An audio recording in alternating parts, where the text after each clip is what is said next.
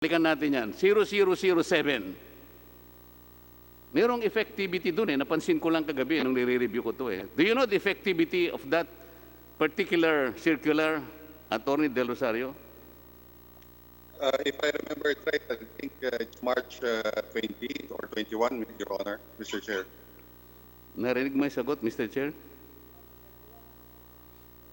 Why did you say it took effect on March 31?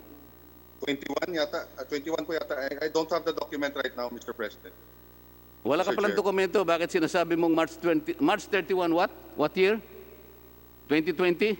Sir, are you referring to the IRM circular, Mr. Chair? I am talking about PhilHealth Circular 2020. Ito yung IRM. COVID-19 Okay, ito. Kabisado mo ito eh. Bakit mo sinabing March 31, 2020 ang effectivity? Why? Hindi, sir. Ang sabi ko, sir, ang alam ko March 20 or March 21. Ang sinasabi ko sa iyo, merong effectivity itong circular na to. Ang tanong ko sa iyo, do you know when did this PhilHealth circular take effect? I think nakalagay po dyan effective immediately, Your Honor. So hindi mo kabisado? I'm You not tell sure me, about I will the help date. you. Hindi mo kabisado? Thank you, sir. Thank you. Oh, it takes immediately from its publication in a newspaper of general circulation and take note, 3 copies, certified copies, to have been furnished to the Office of the National Administrative Register of the UP Law Center. When did you or PhilHealth furnish the Office of National Administrative Hospital of UP? When? When did Honor of UP Law Center receive the 3 copies from PhilHealth? Sir, it's not my office that is in charge of that. So maybe we can ask the sector in charge. Maybe ka na naman eh. You are the Executive Vice President ng legal sector. You have worked for PhilHealth for 20 years or so. Pati lang itong effectivity, ito na naman ha, paikot-ikot ka na naman. Alam mo ito eh.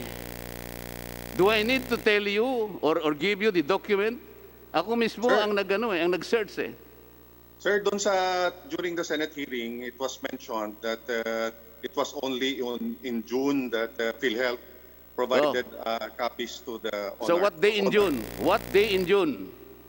If I remember it right, it's June 11, yung document shown by Senator Lacson. Alam mo na yun eh. Magmamali ka pa eh. June 11, hindi 7. Do I June need to 11 correct na- you every time? I said June 11, Mr. Chair. Okay. So ngayon, alam natin, ito palang IRM took effect legally June 11, 2020. So what happened to the funds that you disbursed prior to this date? What? Sir, it appears that the requirement of the circular was not satisfied as to the requirement to furnish the... What kind of answer is that? Are you a lawyer? Talaga ba lawyer ka? June 11, nung magkaroon ng kopya ang owner of the UP Law Center. Meaning to say, doon lang nag-take effect yung inyong yung circular 2020-0007. Alright? Ang tinatanong ko sa iyo, what happened to the funds disbursed prior to this date? Let's say March, April, May, and June 10. What happened to those funds? Sir, it would appear that those funds were not released based on the prerequisites set by the circular on the publication and the furnishing of copies to the owner. What? Can you speak better than that? Do you have a better explanation than that? Napakasimple ng tanong ko eh. Ano ngayon ang mangyayari doon sa pondo na nirelease ninyo prior to the effectivity of this circular? So it is without authority, it would appear, Mr. Chair. Anong sabi niya? Without authority. Oh, sa walang authority, then what happens to you now? To all of you? Illegal. O illegal? Okay. Mabuti yan nagsasabi ka na ng totoo ngayon. Ako yun. Ako nagsabi nun, Honorable Marcoleta. Ah, ikaw ba? Oh, pasagutin natin sila. Do you agree to the statement of the chairman? Illegal? Oh, hindi na makasagot. Are you asking me? Yes, Mr. I agree with Oh, the illegal, chairman. di ba? Illegal na. It did not comply. Tinatanong With, lang kita, illegal na, di ba? Yes, I agree, Mr. Simple. Attorney Del Rosario, simple lang po sagot. Illegal po ba? Hindi. Yes, I agree, Mr. Chair. Ano sagot, Na- Mr. Chair? Sabi niya, yes, I admit, I am pretty certain. Is that correct? I agree with the chairman that it's illegal. Oh, Was that properly recorded, Mr. Chair? yes, Honorable Marcoleta, it was on record. Thank you. Attorney Del Rosario, bilang isang napakahusay na abogado, ikaw ba naniniwala na ang COVID-19, alam mo siguro yung COVID-19, hindi ba? Alam mo ba yung COVID-19, Attorney Del Rosario? Yes, Mr. Chair. Okay. Kailangan makasiguro tayo, Mr. Chair. Masyadong madulas ito eh. Is COVID-19 can be considered a fortuitous event within the meaning and objectives of PhilHealth Circular Number 2020-007. Huwag kang sasagot ng hindi mo naintindihan. Within the meaning and objectives of PhilHealth Circular 2020-007, can COVID-19 be considered a fortuitous event? I think my opinion on the matter, Mr. Chair, is the fortuitous event is the pandemic caused by the COVID-19 infections, Mr. Chair. Attorney Del Rosario, kung alam mo nasa courtroom lang tayo, ako ang judge, baka pinalabas na kita eh. Tinatanong lamang kita eh, kung within the meaning and objectives of your own circular, kung makukonsider mo bilang isang mahusay na abogado na fortuitous event ito, you can refer to your circular kung gusto mo. Kabisado mo ito kaysa sa akin. Kung ngayon ko lang nabasa ito eh. Paano ka namang hindi masusuya sa ganitong klaseng mga sagot na? Naniniwala ka ba na ito makaklasify na fortuitous event? Yes, sir. I think that's the intention of the O yun. corporation. Yun ang paniwala mo, hindi ba? So, nakalimutan mo, second paragraph nung rational nung PhilHealth Circular, sinasabi ang ganito. Act of God, like floods, typhoons, di ba? Wars, gera, to effect displacement of communities in several endangered areas. So dito makikita, yung fortuitous event has the capacity to displace a community. Merong physical ano ito eh, merong physical attribute ito, displacement of communities.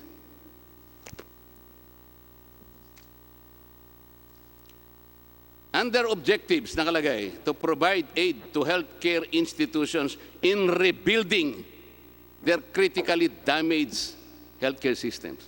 Physical ang pinag-uusapan dito eh. Pagkatapos, hiningam ka pa ng description or photo of the effects of fortuitous event.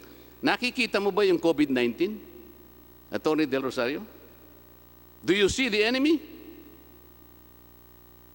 No, sir. Only the effects. Kinakailangan ng photo rito eh.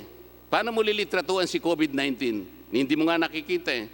Pagkatapos, nandun pa, explicitly mention if majority of the claims under the HCI's custody were totally destroyed. Anong ibig sabihin nito? These are collection of words and phrases that denote that something was damaged, physically damaged. Kaya nga kailangan yung IRM eh. Kaya kanina tinatanong kita kung klasifikado nga na fortuitous event. Yes sir lang ng yes sir, pero hindi mo naintindihan ang sarili mong circular.